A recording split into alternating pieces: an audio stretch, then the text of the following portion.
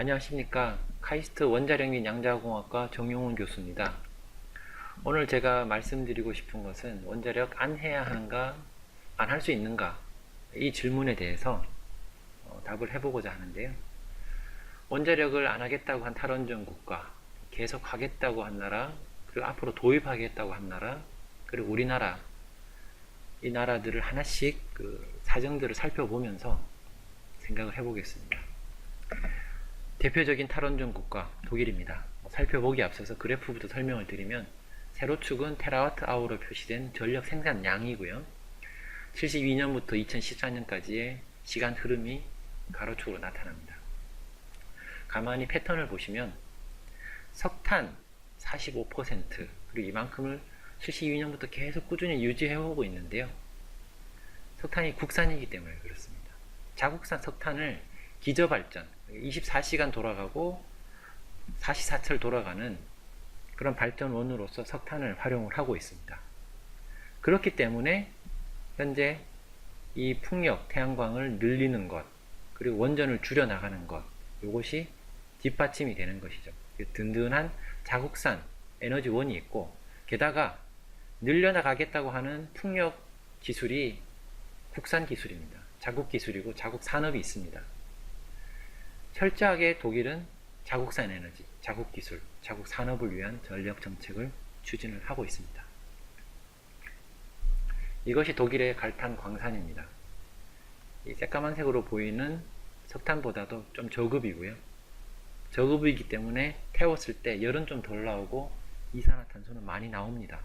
그럼에도 불구하고 국산으로서 든든하게 바닥을 지탱을 해줘야 되기 때문에 독일은 석탄을 꾸준하게 탈원전을 추진함에도 불구하고 석탄을 유지를 하고 있는 이유입니다.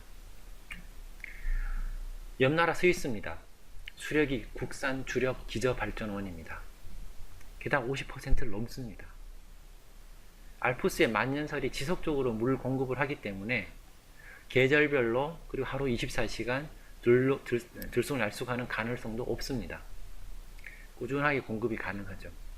그리고 탈원전을 했다고 하지만 원자력이 38%, 40% 가까이 되고요. 현재 5기 원전 운영 중인데 고리 1호기보다 오래된 원전 3기가 있습니다. 기본 기조가 탈원전이지만 원전의 운영 기한을 정하지 않고 안전성이 확인되는 한 계속해서 쓰겠다라는 것입니다. 어떻게 절반 이상을 수력으로 할 수 있는가? 저에겐 의문이었는데 보시면 의문이 좀 풀리실 겁니다. 눈으로 쌓아둡니다.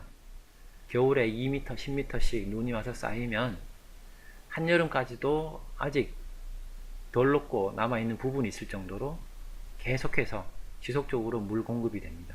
그러면 봄, 여름, 가을, 겨울, 사시사철 하루 24시간 졸졸 흘러내려오는 물을 받아두었다가 졸졸 흘리면서 이제 전기를 생산하는 거죠. 천연의 댐이 있기 때문에 눈으로 보는 이 조그마한 댐이 전부가 아니라는 겁니다. 이것이 비결이고요. 오스트리아 원전의 표시가 보이지를 않습니다. 왜냐하면 78년에 첫 원전을 건설을 완공을 하고 핵무기와 관련된 물질, 그때 우라늄 해결료죠. 오스트리아 국토 안으로 들어오면 안 된다라는 핵무기 반대 기조 때문에 운영을 포기했습니다. 그런데 오스트리아 보시면 수력이 70%입니다. 그리고 이걸 제외한 재생에너지, 원자력, 화석에너지 뭐 크게 필요 없습니다. 그냥 수력 위주로 가고 석탄, 가스 필요하면 조금씩 떼면 됩니다. 이런 상황에서는 뭐 원자력 발전소를 뭐 하지 않아도 상관없을 겁니다. 하나 특이한 것은 78년 요때 결정은 79년 TMI 사고나 86년 체르노빌 사고와는 무관하게 자국 에너지 사정 그리고 반핵무기 기조 때문에 벌어졌던 일이 되겠고요. 오스트리아 수력의 비밀도 눈 쌓인 산입니다. 결국 알프스 산에 눈으로 쌓아두고 있기 때문에 수력 발전 댐을 이렇게만 막아두면은 사시사철 물 공급이 되고 계속해서 흘려보낼 수가 있는 거죠. 남쪽으로 가서 이탈리아입니다. 1980년대 탈원전을 했습니다. 이때 보시면은 86년경이 되겠는데요. 이 당시 어떠했느냐? 유럽 3위의 산유국이었습니다. 그리고 수력이 풍부했습니다. 지금도 풍부하고요. 이런 상황에서 체르노빌 사고를 겪었기 때문에 이때 뭐 얼마 없는 원전 그냥 닫자 해서 닫았습니다. 게다가 이때는 저유가 시절이었습니다. 80년대. 그렇기 때문에 자국산이 모자라면 사오더라도 큰 부담이 안 됩니다. 그래서 기름으로 발전해도 큰 무리가 없었던 그런 시절 탈원전을 했습니다. 그리고 현재까지도 G8 중에 유일하게 원전이 없는 나라입니다. 그런데 문제가 생기기 시작한 게 이제 90년대 들면서 원유 가격 올라가고 그러면서 발전 축소시킵니다. 그래서 그 다음으로 싼 가스 발전, 또 그 다음으로 싼 석탄 발전 늘립니다. 그러다가 경제 위기도 오고 가스 가격도 올라가면서 가스 발전도 축소하고 모자라는 거 원자력 전기를 프랑스에서 10% 정도 사옵니다. 여기 그래프에는 안 나오는데 사오는 전기를 표시한다면 요 위로 이렇게 그려질 수가 있습니다. 10% 정도 프랑스에서 사옵니다. 결국 위기에서 빛을 발하는 경제성 안정성은 원자력과 석탄이 가장 우수한 것 같습니다. 이태리 가스가 비중이 크다 보니까 현재 있는 4개의 파이프라인으로도 가격은 둘째치고 안정적 공급이 쉽지 않다. 그래서 4개를 더 건설을 하겠다고 합니다. 북쪽으로 가서 벨기에입니다. 2003년에 신규 원전을 짓지 않겠다. 그리고 있는 원전은 40년 운영한 뒤에는 닫겠다라고 결정했습니다. 그 이후에 2005년, 2007년, 2009년 국내 기획부 에너지위원회 그리고 국외의 국제에너지기구가 이걸 재고를 해야 된다라고 권고를 했습니다. 왜냐? 이게 50% 가까운 원자력 전기를 쓰고 있고요. 가스 사오는 게 30%, 석탄도 사오는 거 조금 있고 나머지 것들도 뭐 미미하고 수입하는 분량도 이제 꽤 되고요. 이런 상황에서는 계속해서 원전을 써야 된다. 폐지하면 안 된다. 그래서 결국 22년, 25년까지 운영을 연장하기로 했고요. 25년 폐지도 지금 불가능할 것으로 예상하고 있습니다. 미들 구석이 원자력이었는데 원자력을 빼겠다고 했기 때문에 이제 불안한 거죠. 불가능한 거고요. 벨기에 돌 원전입니다. 2개 호기가 2015년 폐지될 예정이었었습니다. 그런데 2025년까지 10년 연장해서 운영하기로 했고요. 그 배경에는 전력 공급과 또 2030년 온실가스가 원전을 뺄 경우에는 증가됩니다. 이걸 피하기 위해서 원전을 10년 연장했고요. 2025년도 지금 불명확합니다. 대만입니다. 간단히 말씀드려서 석탄을 절반 이상 사오면서 이제 쓰고 있고요. LNG 늘려서 30% 가까이 올라가고 있습니다. 원자력 16%. 그래서 대만의 미래는 LNG 가격 수급 안정에 큰 영향을 받게 되어 있습니다. 미들 구석이라고는 없는 석탄과 LNG가 다 수입이기 때문에 미들 구석 없는 상황에서 원전을 줄이겠다고 하니 지금 전력 수급이 올여름 1%대 12시에서 3시까지 에어컨도 꺼야 되는 그런 상황에 이제 몰려 있는 거죠. 앞으로 뭐 변화가 있을 걸로 생각됩니다. 이게 98% 공정에서 2015년에 결정해서 18년까지 중지 상태로 두겠다고 한 룽먼 원전입니다. 대만에서는 가장 최신 설계 원전 2기입니다. 가동 못하고 있고요. 국민투표 기다린다는데 투표도 쉽지 않다고 하네요. 예, 필리핀입니다. 탈원전 관련해서는 언급이 잘 안되는 나라인데요. 그래도 섭섭할까봐 넣습니다. 필리핀은 1973년 유류 파동을 겪고 난 직후에 원전을 짓기로 했습니다. 그리고 뭐 어렵게 1986년 완공을 했는데 정권이 바뀌고 체르노빌 사고가 나면서 발전소 운영하지 않기로 그렇게 결정했습니다. 그러면 그 당시에 보시면은 저유가 80년대 저유가 상황이었기 때문에 그리고 지열 발전이 좀 있고 뭐 수력이 좀 있으니까 그걸 믿고 원전을 운영하지 않기로 했는데 시간이 좀 지나서 문제가 좀 생겼죠. 90년대 후반 들어서 유가가 올라가면서 석탄 수입을 확 늘렸습니다. 늘려서 현재로서는 43%까지 올라가 있고요. 다행히 자국의 가스가 조금 발견이 돼서 그걸로 24% 전기 만들고 있고요. 수력이 12%, 지열이 13%. 수력과 지열 그리고 가스는 이제 더 이상 늘어날 여력은 없습니다. 이 양이 그대로 유지가 될 거고요. 이런 상황에서 지금 이 단위를 보시면은 기가와트 아워로 되어 있습니다. 기가와트 아워 다른 나라들은 테라와트죠. 앞으로 경제 발전을 하고 발전시킬 일이 앞으로 많이 남아 있는데 늘어나지 않는 이것 가스, 수력, 지열 그리고 수입해오는 석탄 결국은 석탄 늘려서 가는 길밖에는 현재로서는 없어 보이는데요. 그 세워놨던 원전 어떻게 될지 저도 참 궁금합니다. 이렇게 서 있습니다. 필리핀의 박탄 원자력 발전소입니다. 탈원전을 추진하려다 취소한 스웨덴입니다.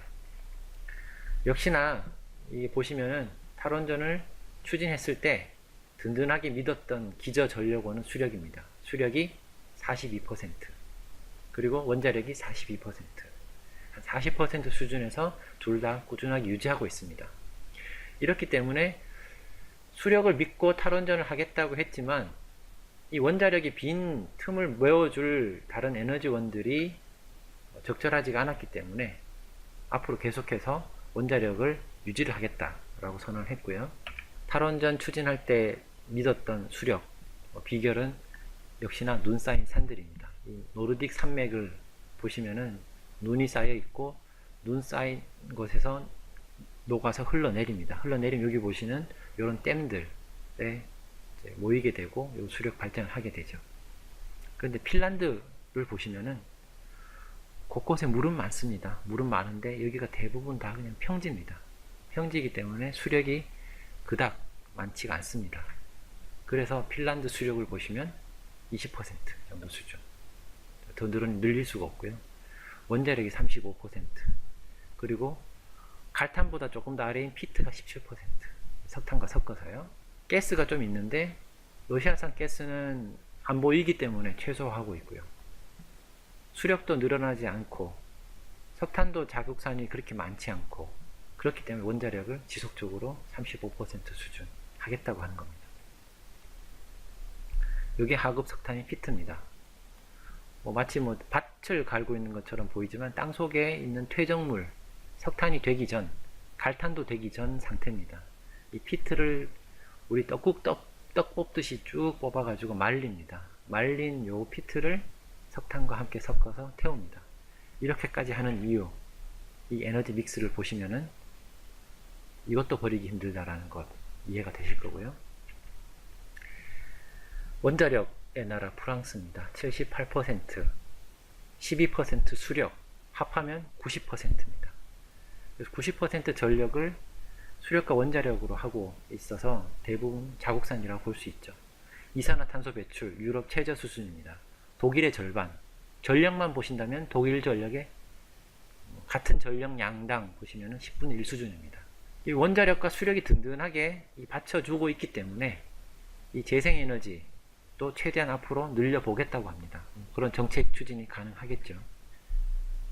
든든한 원자력 수력 바탕으로 주변국의 에너지 안정적 공급에 굉장히 큰 기여를 하고 독일에도 많은 도움을 주고 있습니다. 미국입니다. 한때 전력 생산량 1위였죠. 중국에 자리를 내줬지만 미국의 주력은 석탄 40%, 가스 한 30%, 원자력 한 20% 이렇게 구성이 되고 수력이 더해져 있고요. 재생에너지가 있습니다. 대부분 자국산입니다. 수입하는 것이 거의 없습니다. 근데 고민은 에너지 안보, 경제성, 셰일가스 있으니까 경제성도 가스 자국산 괜찮은 것 같아 보입니다. 근데 문제는 온실가스 감축이 가장 큰 숙제입니다. 그래서 이 70%의 가스와 석탄을 어떻게 줄여나가고 원자력, 수력, 재생을 어떻게 늘릴 건가 유지라도 하기 위해서 현재 원전에 보조금을 주고 있습니다. 셰일가스 개발 현장입니다. 10년 만에 미국의 자연환경과 에너지, 안보, 경제 많은 상황을 크게 바꾸어 놓았고요. 우리나라에도 영향을 주고 있습니다. 새로운 1위 국가 중국입니다. 중국은 석탄의 나라입니다. 전체 발전량 1이고요. 근래 들어 이렇게 급격하게 올라가죠. 이 올라가는 이 속도가 2년 늘어나는 것이 우리나라 1년치입니다. 그래서 2년마다 대한민국 하나씩 늘려가고 있다 보시면 되겠고요. 보시면 석탄 72%인데 이 수준에서 더 이상 좀 늘리지 말자라고 했습니다. 환경오염 문제가 있고요. CO2 배출도 문제가 되고요. 그래서 원자력, 수력, 재생 다 늘려야 되는데 보시면은 이 원자력 지금 현재 한 2%, 4% 수준입니다. 100kg 늘려도 대폭 늘어나는 거지만은 이 전체로 봤을 때는 20, 30%로 늘어나는 것은 아닙니다.